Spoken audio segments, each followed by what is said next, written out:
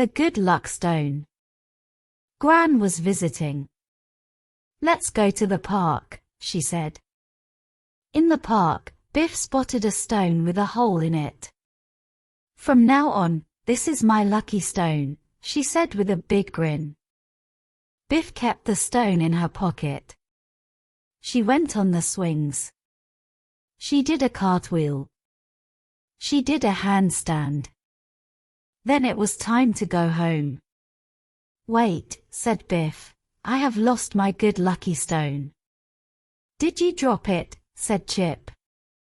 I must have, said Biff with a frown. They went back to hunt for it. Chip had a look under a shrub. Now, I am all dirty, he said. Kipper had a look under the trees. Oh no, he said, a branch has torn my shirt. Gran had a look near the flowers.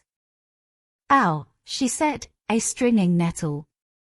I have been stung. Wait, said Biff, the stone was in my right pocket, not the left. I never lost it after all, she said.